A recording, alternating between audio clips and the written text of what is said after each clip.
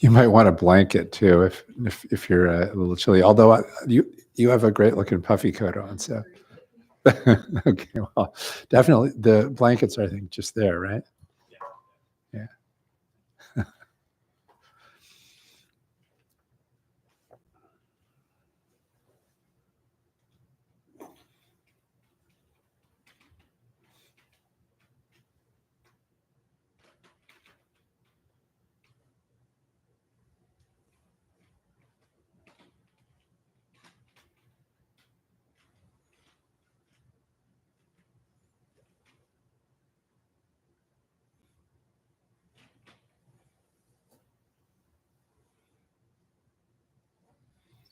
Yeah, I'll tell this story again. So when I was living at the monastery in the Ventana Wilderness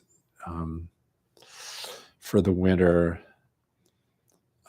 there was a day when the heat in the Zendo failed, because it generally tended to start failing when it got really cold, and the internal temperature of the Zendo was about 24 degrees Fahrenheit, so well below freezing, and all the kind of physical plant guy could say when we met for a work meeting afterwards, everyone was standing around in their puffy coats, not in their robes. He said, "Well, today we sat just like it was for the ancestors in the mountains in South China, right?" Yes. but it was still really cold. And everybody gets up in the morning and they'll put on a robe, and then they're like, "I need another robe," and they put on another robe. And they're like, "Okay, maybe another robe." And once you've got enough layers on, everybody sort of looks like not exactly the Pillsbury Dough monk, but somewhere in the middle there. And but still, that your hands get cold and your feet get cold and so on. So anyway, so let's sit for a bit. I'll ring this and then we can get going with it.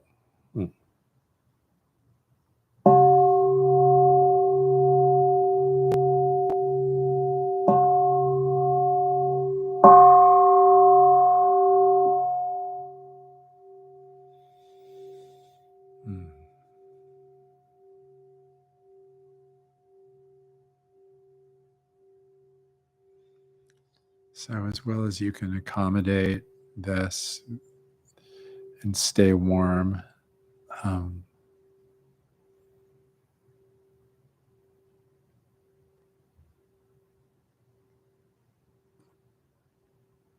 try and bring a kind of paradoxical, but the sort of paradoxical way to say this, that's nonetheless accurate, is to say this sort of energetic relaxation to your posture. So, it sort of starts with the large muscles in your legs, right? So the large muscles in your legs are connected to the rest of your body, right? And are often responsible for a bunch of stuff about the tilt and balance of your upper body. So just to notice that, regardless of how you're sitting, whether you're sitting in a chair or on a mat or cross-legged or seiza, any of those things, there's always this interaction between your legs and your trunk, kind of. They're like the roots. And if you're sitting cross-legged, it can help to kind of spin your hips out a little bit. So then, and also you you can try and balance the down pressure on your right and left leg and fix it so that your lower body posture seems solid, right? The corresponding thing for a chair is to make sure your feet feel evenly planted and your sit bones are kind of evenly planted on the chair.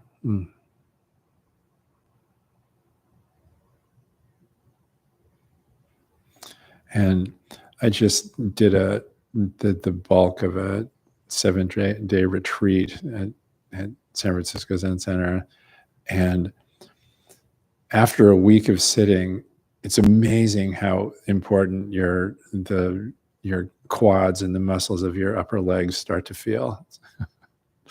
Like they really are an important part of your experience of sitting. Once you've had a chance to sit with them, either pulling too hard or not pulling hard enough to hold your body up or help hold your body up, help balance your body, you really see how they work. So just to get a feel for that with your own posture. And one of the ways in which those muscles are connected to your trunk is through obviously, again, anatomically it's clear, but your pelvis. So to sort of check the disposition of your pelvis, how tilted forward it is, whether it's rocking back, and whether the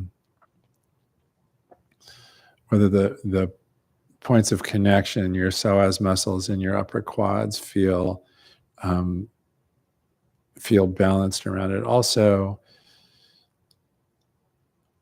I don't know, maybe this is true for everybody. There's a thing about twist where I think people often tend to twist to one side or the other depending on how they sit, right? So you can check that by sort of making your arms into a big circle. So let the energy in your shoulders go out and back and then down. Bring your hands around into a big circle, your arms around into a big circle. Place your left palm on top of your right palm. Bring your thumb tips around so that they're touching, and then just look with your thumb tips where they are with respect to your navel, right?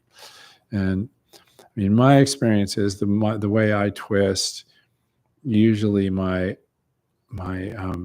thumb tips are a little bit to the right of my navel, which is fine, but it's worth noting that what that means is that there's some kind of twist in your upper body that arises out of your lower body posture and the kind of the interactions with the muscles in your lower body.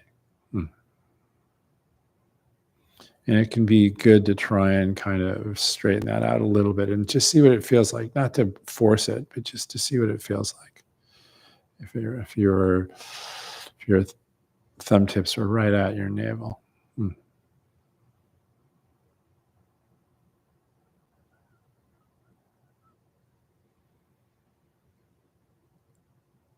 And then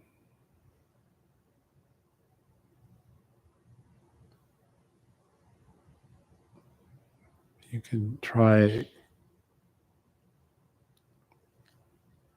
lifting your chest, not by picking it up like a jug of water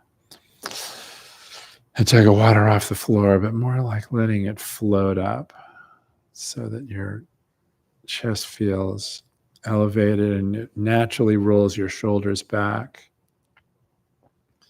Naturally allows the muscles in the middle of your back to sort of soften and relax. Naturally moves your head a little bit back on your shoulders and allows it to take its sort of proper position above your shoulders.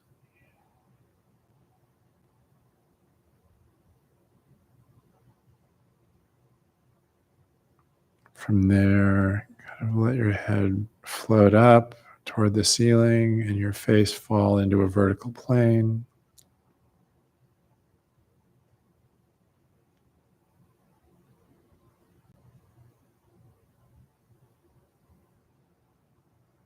Mm. Close your mouth and teeth, your lips and teeth, and rest your tongue against the front roof of your mouth.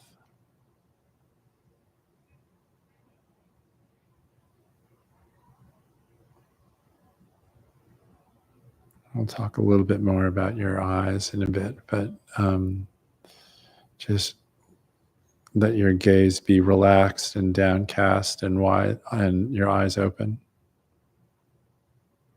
Your eyes sort of open normally, right? Not too wide, not too squinty, just normally.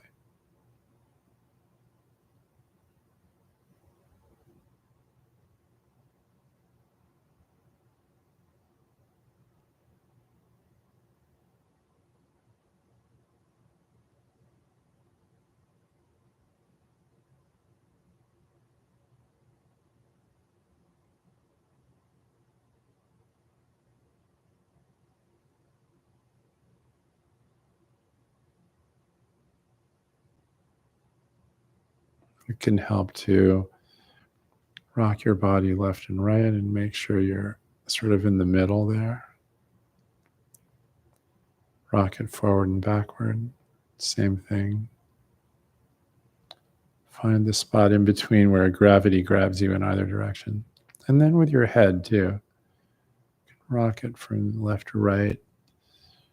See where the middle point, what it feels like. And your chin, if you roll if your head is sort of upright and your chin is not tucked, but just resting on its natural sort of cushion of muscle. If you move your chin back and forth, you can feel there's a slight detent right in the middle. So you can place your chin kind of in the middle.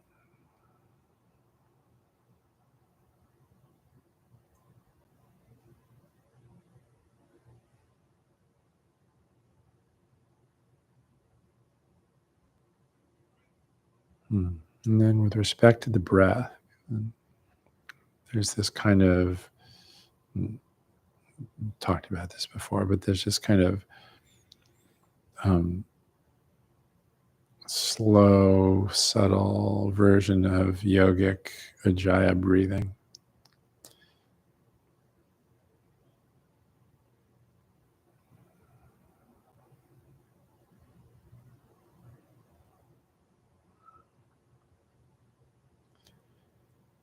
The idea is to place your attention in your hara, which is down below your navel and right in the middle of your body, sort of at the bottom of your breathing apparatus, right? And to, on the out breath, maybe firm up your hara a little bit by slightly stiffening your lower stomach muscles and the muscles of your pelvic floor.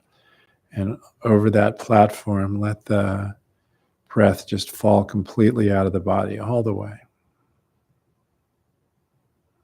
at whatever rate it goes out.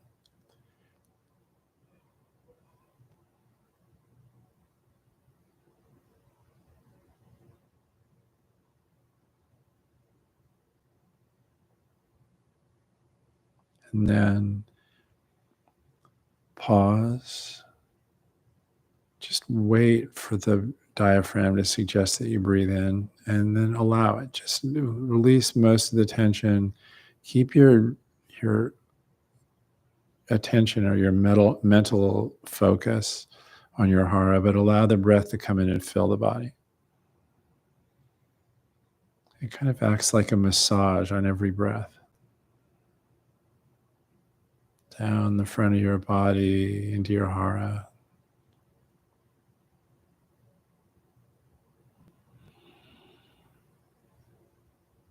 Up your back, up the back of your neck, around your head, and landing right about here on the in-breath.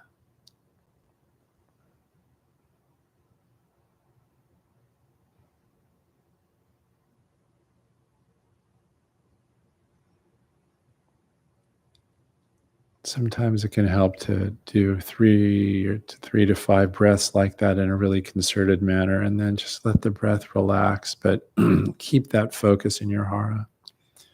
And if you discover in the middle of sitting that your mind is wandering and you feel distracted or discombobulated, just to return to the breath like that in a sort of concerted and deliberate way.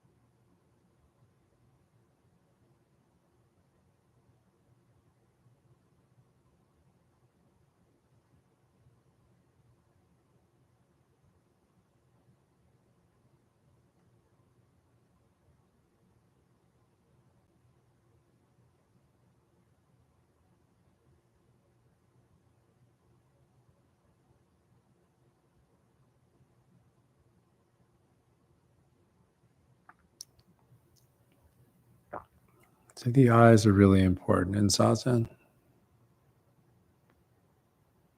We sit with our eyes open for a mm, particular set of reasons. It have to do with the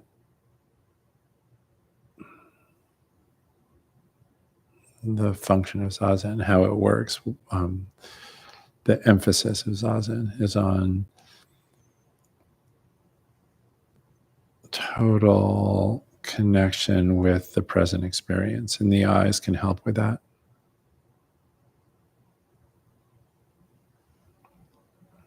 Usually our gaze is flickering around, picking up pieces of the room, of the scene, and building a model for what's going on out there, and engaged with all sorts of recognition, and if we're moving around, collision detection and all the rest, that sort of stuff. It's a very sophisticated system. But the gaze in Zazen has a particular quality. So the idea is to let your gaze relax, and instead of looking at things, just be seeing. It's as though you're hearing with your eyes. You know, hearing is a different flavor. You can listen to things, but for the most part, the way we use the sense of hearing is just as a kind of way of being in the world and sampling what's going on, occasionally picking it up and then putting it down. Right? We can do that with our eyes too, just taking in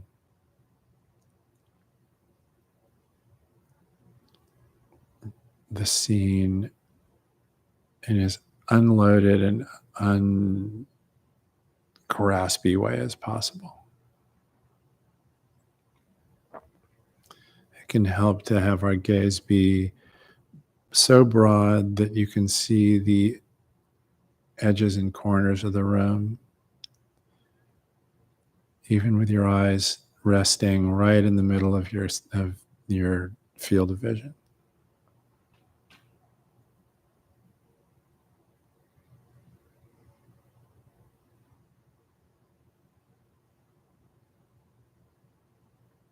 And notice what happens when you let your gaze broaden and relax like that. There's this strange, subtle effect on the state of mind.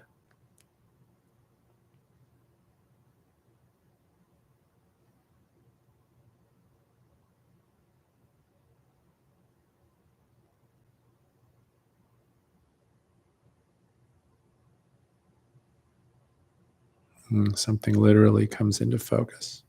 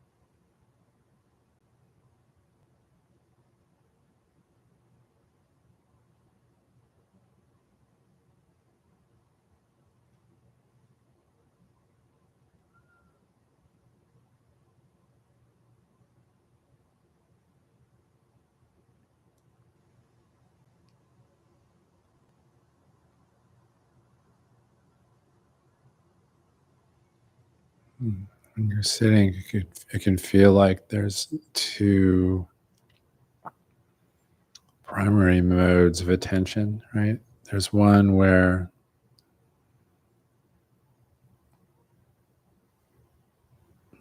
your attention is focused on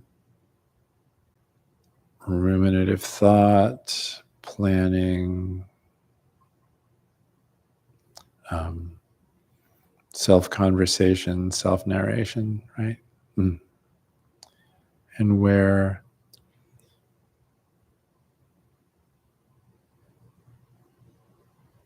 the sort of broader sphere of of your human awareness, the portion of that sphere that um, is concerned with the body, the contents of your sensorium, the activity of the body, including like this massive feedback loop between our proprioceptive sense and our kind of allostatic control system that keeps our body balanced, upright, tries to avoid having too much tension in any particular muscle, all that stuff. All that can be obscured by the way we focus on thinking. Mm.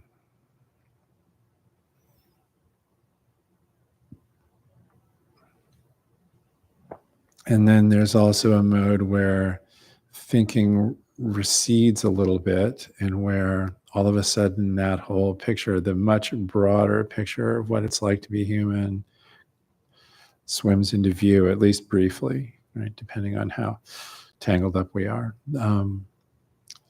And there's this feeling that accompanies that of expansion, of connection.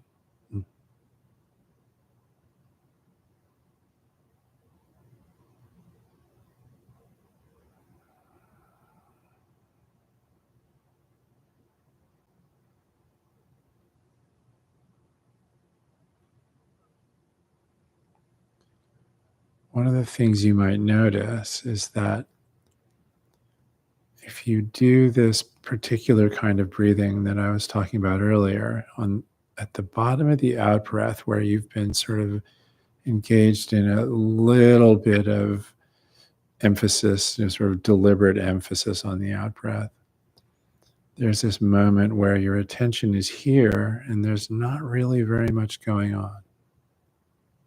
In fact, sometimes it's very quiet. And just to let your awareness expand into that moment. Let your gaze settle in the way that I was talking about earlier. Broad, relaxed.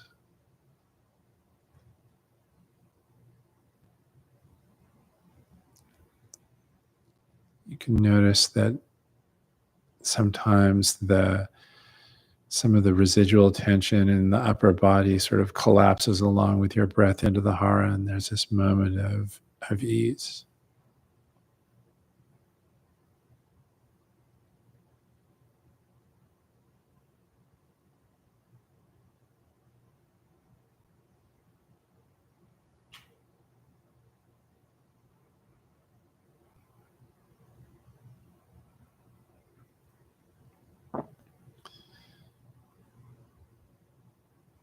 Just to let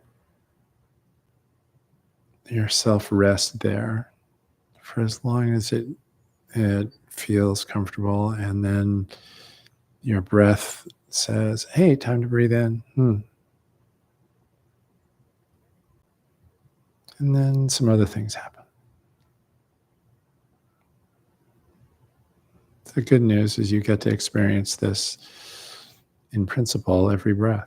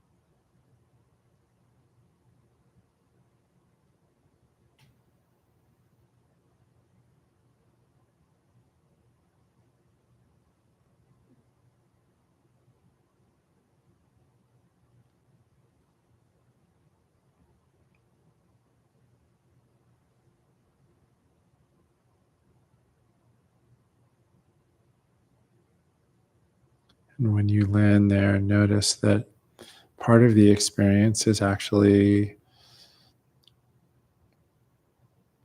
the contents of your thinking mind and the emotional underpinnings of those thoughts, the images that go along with them, the kind of general texture and flavor of your mental activity in the moment.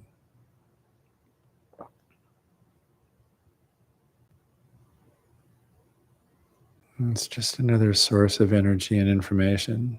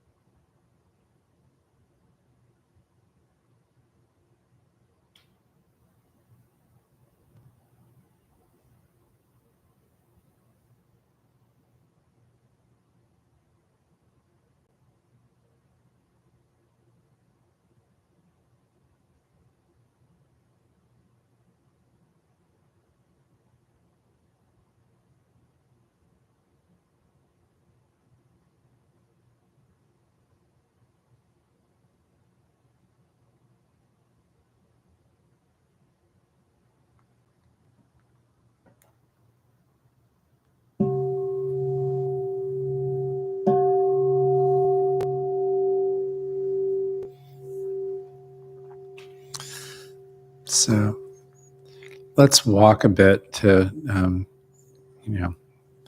loosen up the kinks, and then we can sit back down and get on with the evening.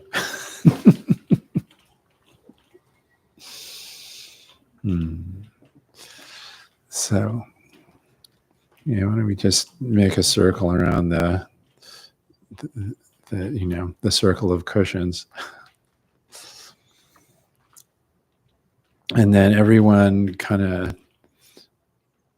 turn to your left, and we probably all know how to do this, but I'll just go through it. On the next out breath, move the back foot forward and plant it in front.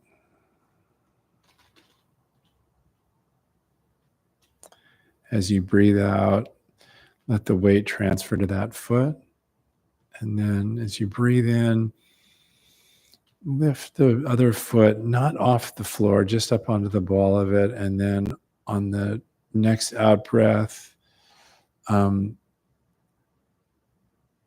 that foot forward.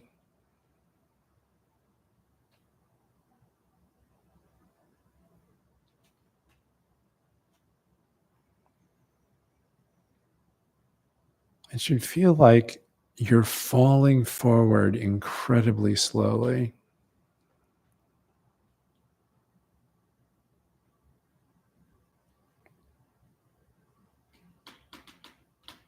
And every time you're just about to fall, like,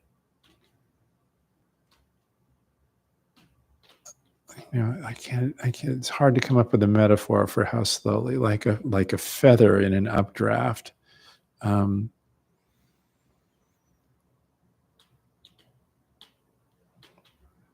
Your foot moves forward to catch you, and you move forward.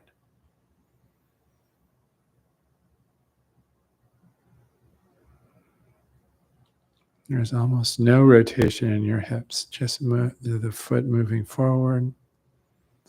Maybe a little twist in your feet as you plant them.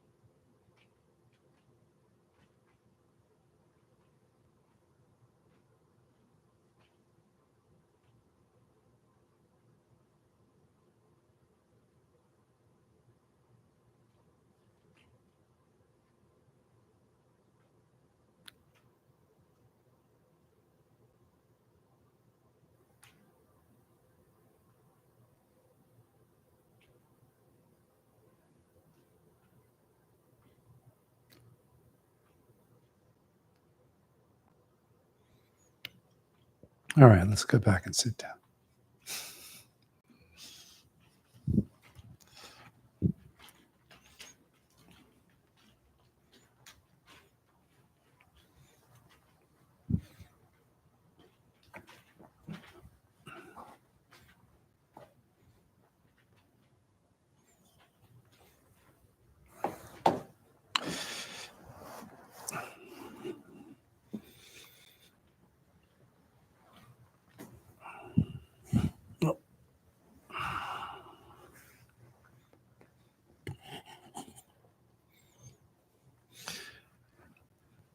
Well, I hope you've warmed up a bit. What I notice is that doing the kind of breathing you do in yoga or in Zazen often has a kind of warming effect on the body as a whole, depending on how sort of, how much of a big deal you make out of it. You can actually warm yourself up pretty hot just by doing this breathing for 10 or 15 minutes or something like that. But that requires doing it pretty intensely, but it really has an amazing effect actually when you do that. It's not something you can do. First of all, if you really do it intensely, it makes a lot of noise, right? So it's not a thing you can do when you're sitting quietly meditating with people. But even the extent to which we do it when we're sitting zazen, it has this sort of warming quality. So before we move on, does anybody have any questions about sitting meditation, walking meditation, the postural stuff we were talking about, the gaze, attention, any of that, the breath? Yeah, go ahead. So one thing that I was experimenting with was my backward and forward orientation. I was kind of experimenting with knowing that I was too far back and trying to slowly move back forward, but very slowly. Yeah. And then I would get distracted and fall a little bit further back, and then slowly I get distracted. And it reminded me of this problem I have where when I'm not at the Olympic and meditating on my own, I read The Mind Illuminated by Kuladasa, and he really emphasizes you need access concentration. You really, the whole game is paying attention to the breath at the nose. That also in other practical meditation books, they really say if you don't have concentration, you don't really have anything. And so I've been focusing on that when I'm on my own, just trying to focus on paying attention to the breath and the nose. And when I'm here for Michael's class, it's more Dzogchen kind of open awareness, and that works much, much better for me. But I feel like I can't indulge in that until I have sort of done what I set out to do, which is have more confidence in my concentration. Yeah. And I almost feel like I get further and further behind because I'd rather be doing something else. And so I'm focusing on meditating with the breath, and I get distracted. So I never get to do any other stuff that I always keep saying I'll do once I have good concentration. And so it's sort of like getting distracted by my own distraction is making me more distracted. Yeah, it's a positive distraction feedback loop, right? Yeah, exactly. Yeah, I think it's good to at least step up one level from that that dynamic. That's a very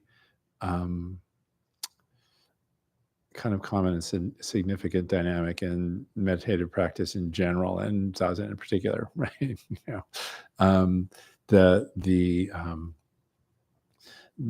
It's essentially the dynamic relationship between a particular kind of concentrated effort to stay present and the really kind of it's not exactly an injunction, but maybe the invitation to let your awareness expand and take in a larger, a broader picture of what it is to actually be an embodied human, right?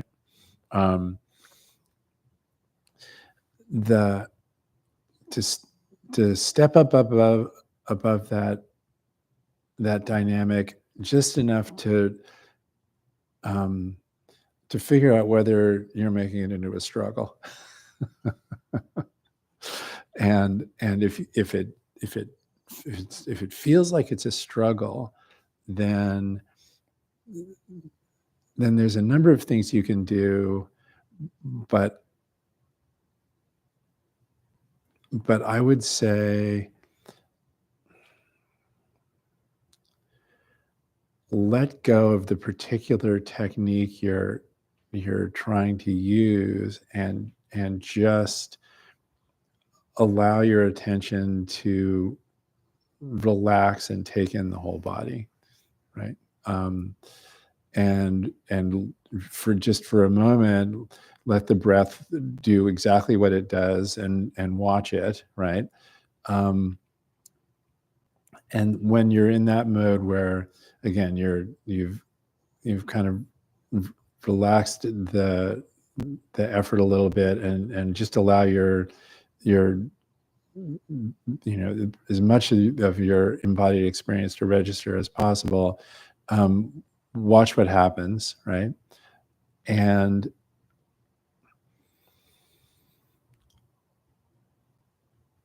maybe give it a little time and then pick up the technique again. That's okay, right?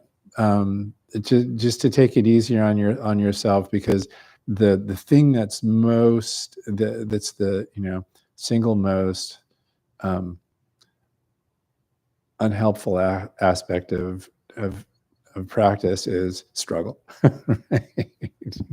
And it's easy to say that, but everyone struggles, right? It's always an issue, exactly because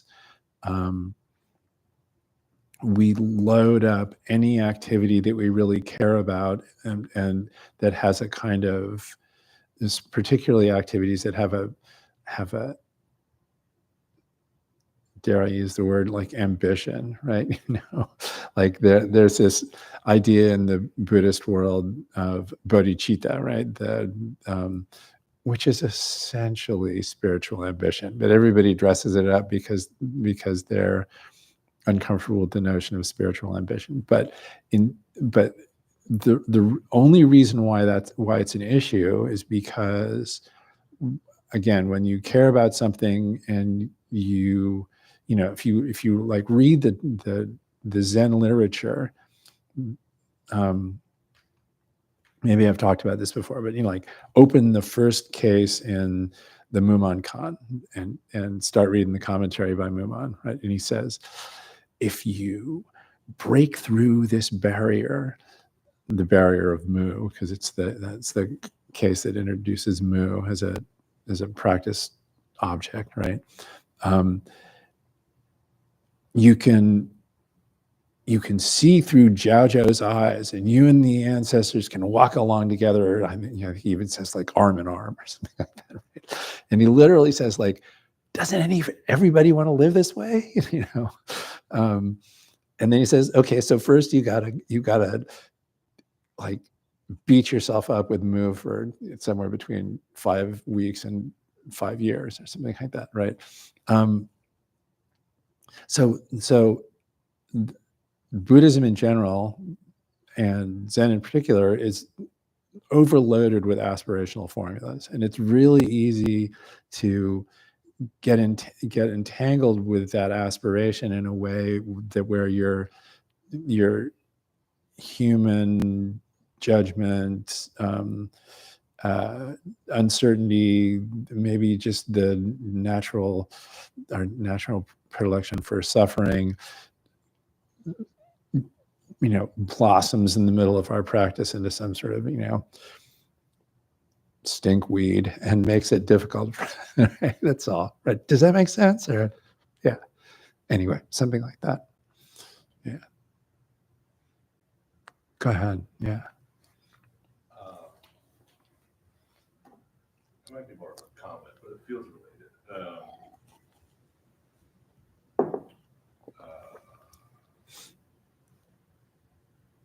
I feel like I'm noticing a lot that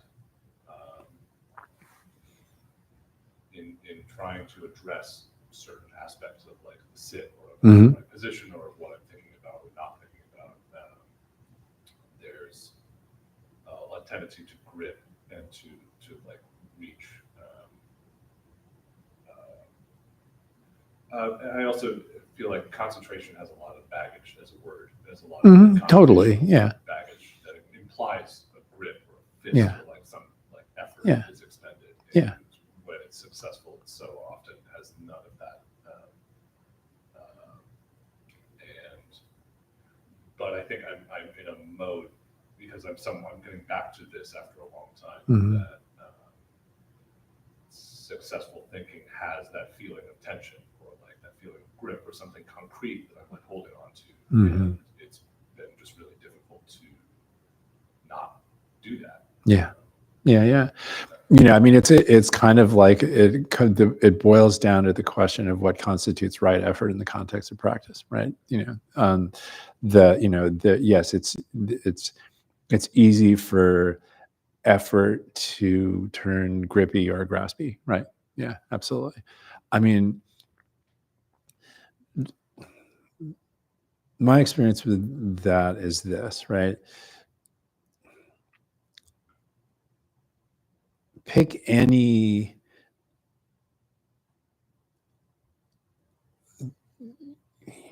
subtly effortful methodology, right?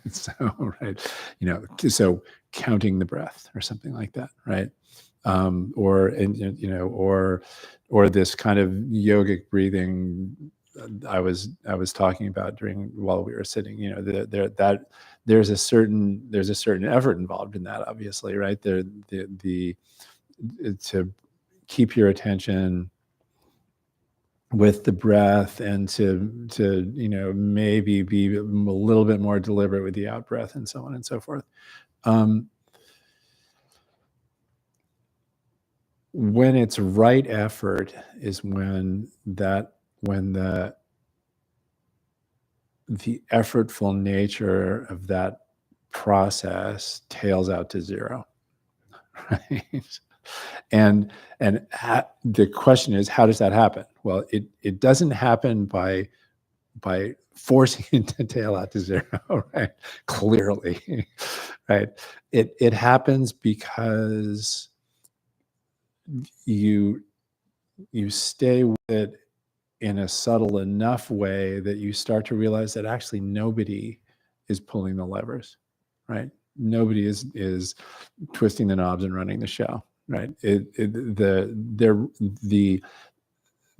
narrative that somehow I am, I with a capital I in scare quotes, right? I am directing my breath to do this thing, just gets more and more threadbare and finally dissolves, basically, and that's when the effort tails out to zero. And it doesn't even mean that you're not still engaging in this in the sort of subtlest possible version of whatever effortful scheme you're involved in. It's just that it's not a problem anymore.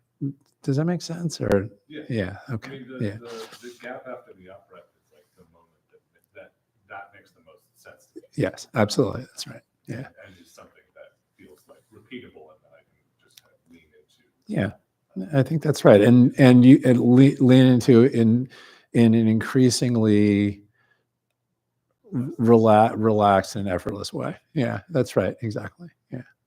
Nice. Anyone else?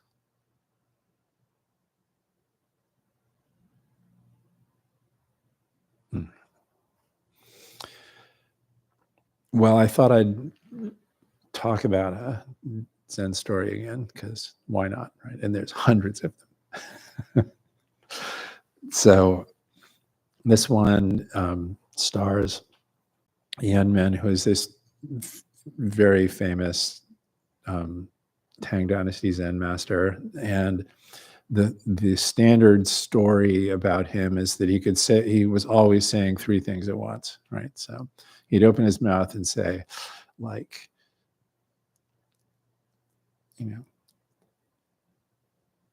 hold on a minute, I got to go back to my room and get my robe belt. And he was saying, the standard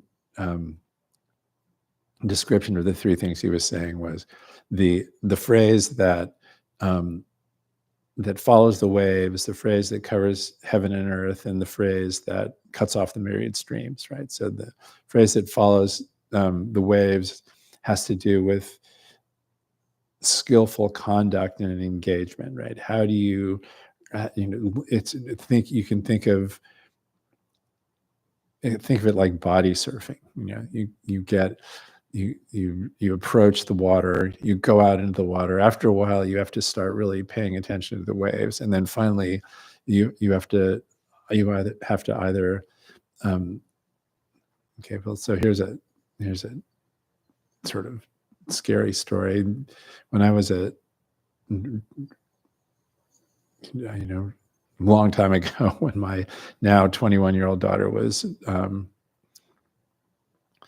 not even 2, we were in Mexico and at a beach, and I was sort of playing with her in the soup, the sort of shallowish water, and we were presented with a sneaker wave, which was pretty big actually, and she was in a little sort of like floaty seat basically, and this wave came up, and I just grabbed the tightest possible grip I could onto the floaty seat and dove directly into it with her, and I kind of kept feeling like, is she still there? Yeah, she's probably still there. And we came up and everything was fine, and the water was still like only about this deep, right? It was, but that, that's kind of following the waves. It's like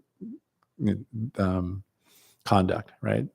How to meet what happens and respond skillfully, and the wave maker in an exchange, who is making the waves, switches back and forth, right? And so you can hand the initiative off, and the initiative comes back to you, and so on. So all of these stories, not all, actually, the one we're going to talk about tonight is just a monologue, but most of them have a kind of dynamic, and the dynamic is supposed to demonstrate sort of exemplary conduct in the way of how do you talk to each other in a way to keep things lively, awake, and for the most part, the emotional quality of the exchange, if not overwhelmingly positive, at least full of possibilities, right?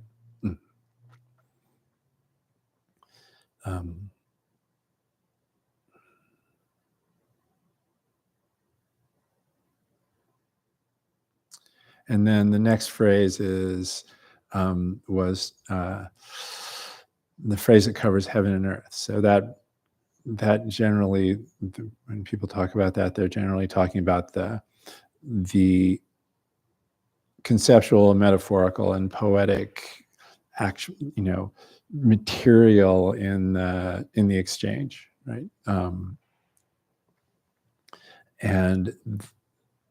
And then the phrase that cuts off the myriad streams is the phrase that leans completely into the wordless and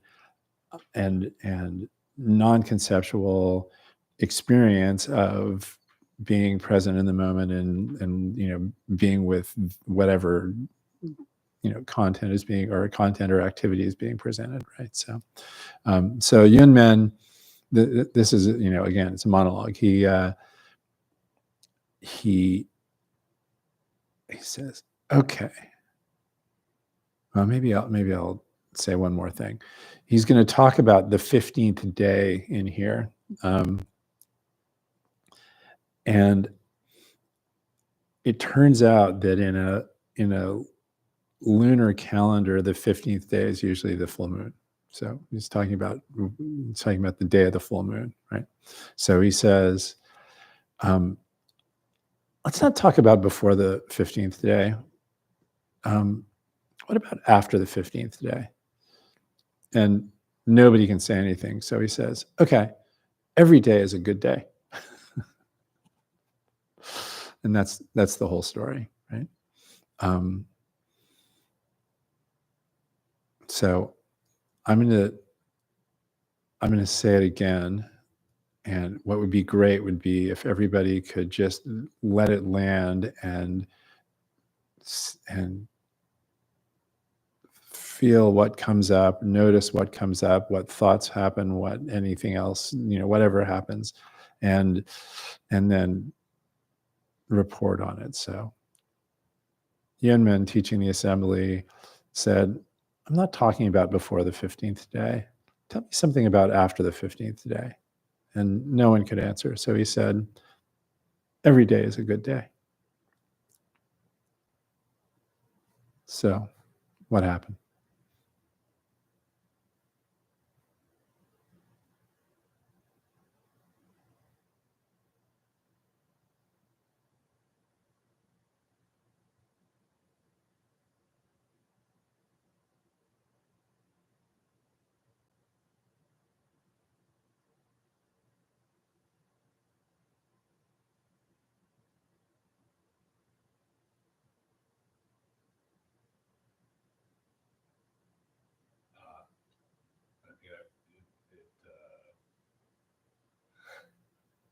It feels like a pretty classic Zen turn.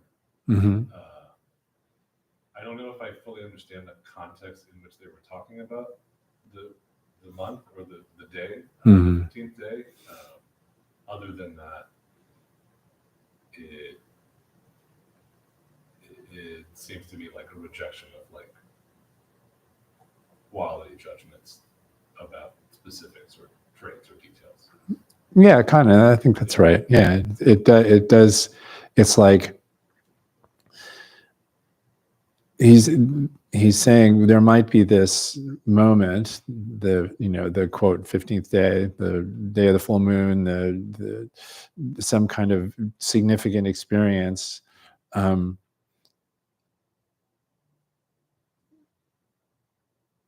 How significant? And tell me something about after it. But in the end, he says every day is a good day, right? Yeah, exactly. Yeah, it feels like tell me about the peak of the mountain or something. Yeah, right. The whole, all of the ground basically is equal. Yeah, exactly. There's a metaphor in the Zen school where they talk about stepping off a 15-foot pole, right?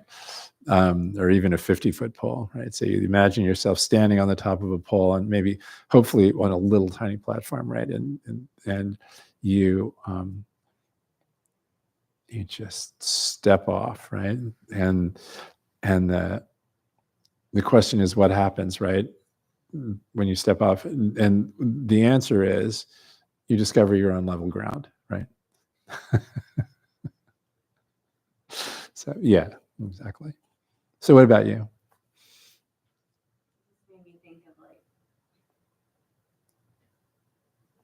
not just me, but it feels like as society we're all trying to get to this spot.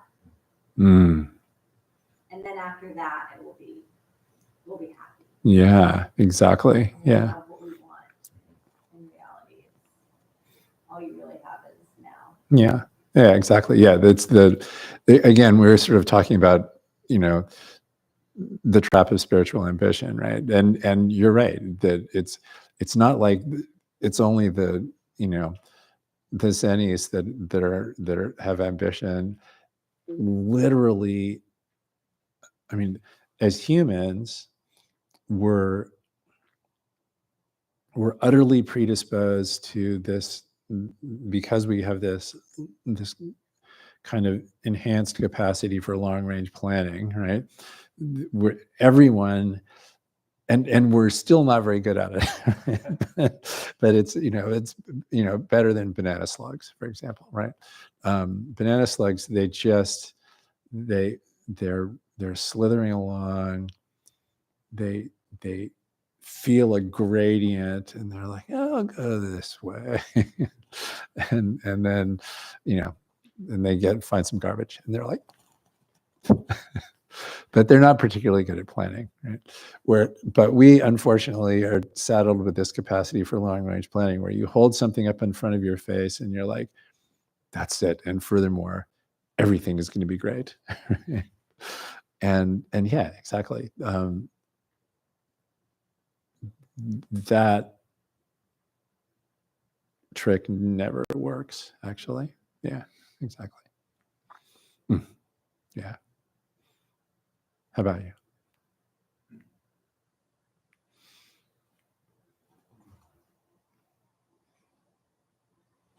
Yeah, I enjoyed it.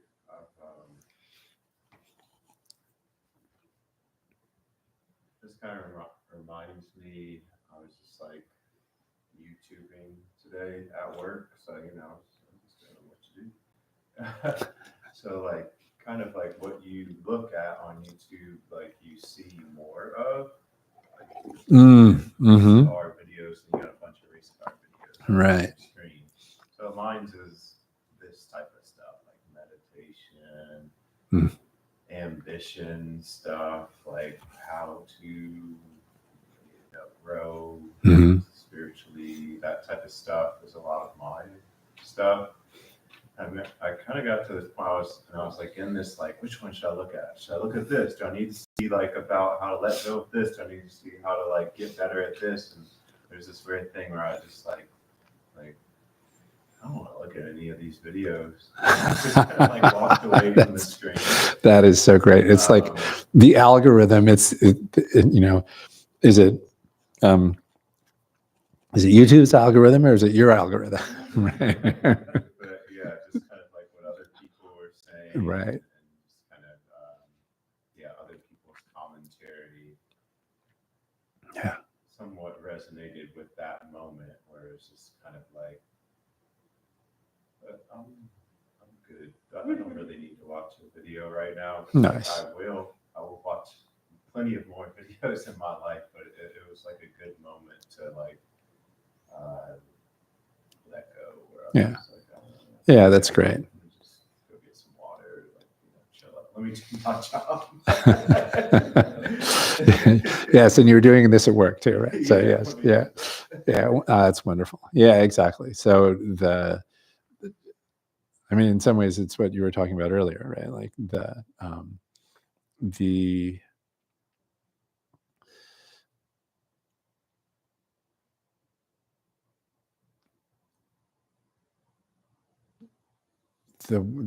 wish to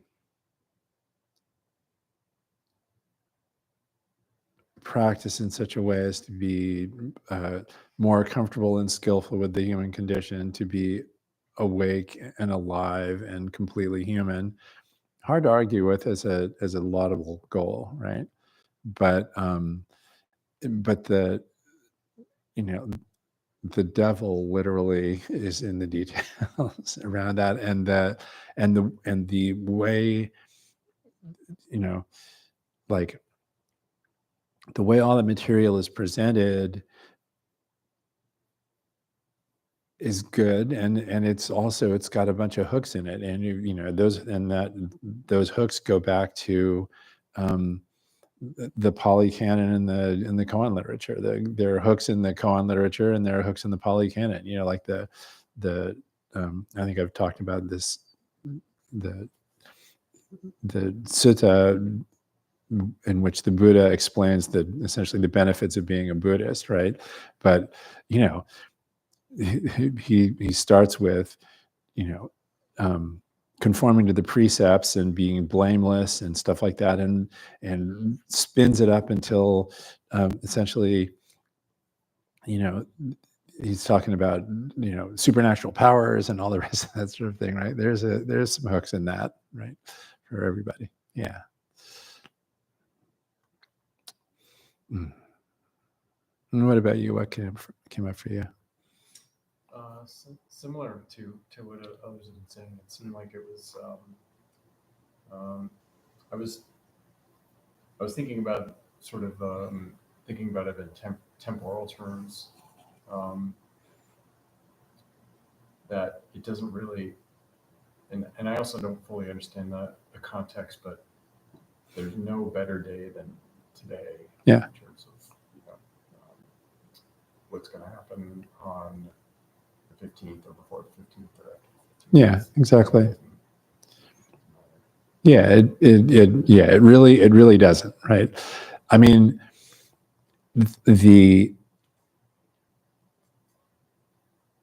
no better day than today, no better moment than this moment, right? Yeah, exactly. Yeah. Well, that was really good. Yeah, I mean, I would say this in addition, right? Like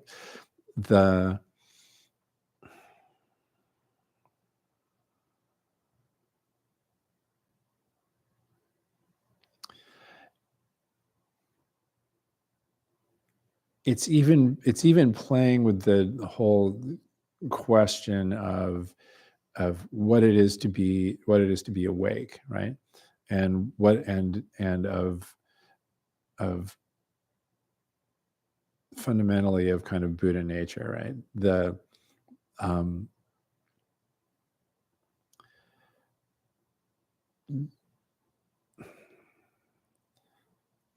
Is it possible that you're going like, no Buddha nature, no Buddha nature, no Buddha nature, no Buddha nature, lightning bolt.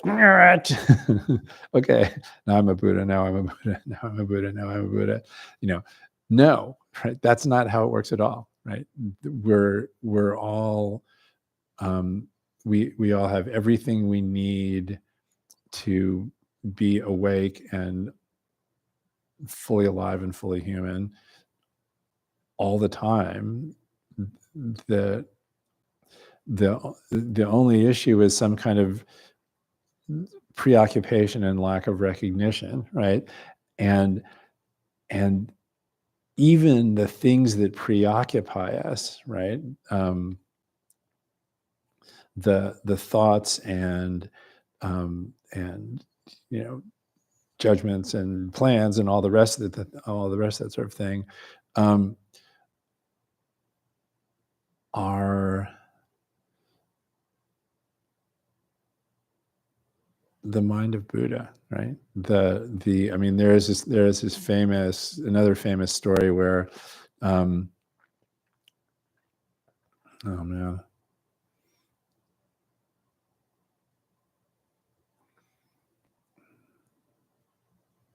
Well, I'll just tell the short version, where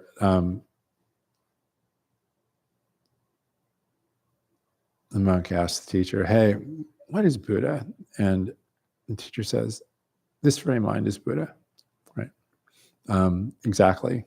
Even it's easy to look at that and go, okay, so when I'm incredibly crabby and miserable, or during the middle of this year-end retreat that I just sat, you won't be surprised to hear that I had a period or two of zazen where I was feeling tired and kind of uninspired or something like that, right? But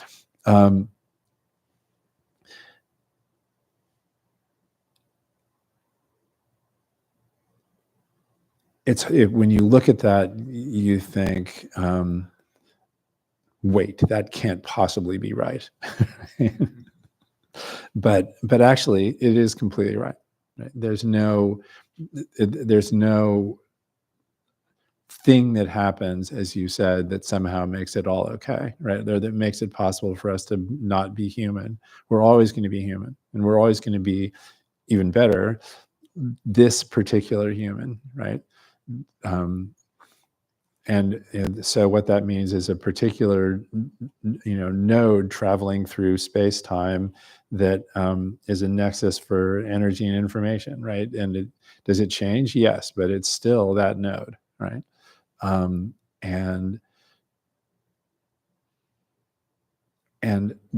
there's no other one we can be, right?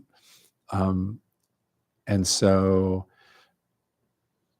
the thing about the 15th day is that the only thing that spins into clarity, at least momentarily, is that none of the stuff that we thought was a problem is really a problem, right? Do we forget that afterwards? Yeah, sometimes, but still, yeah, exactly. So, any questions about that before we call it a night?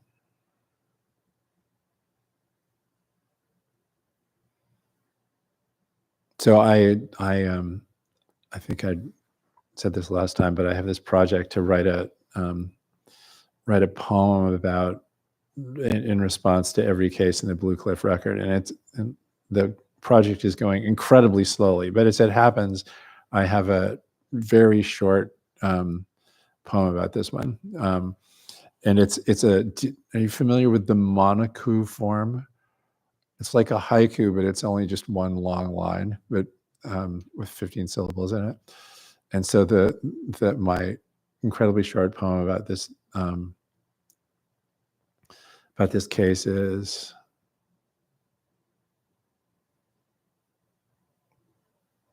generous moon, just one day past full,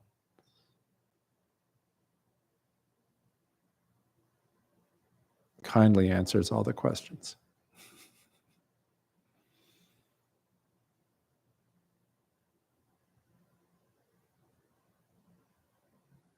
So it's great to see you. Thank you.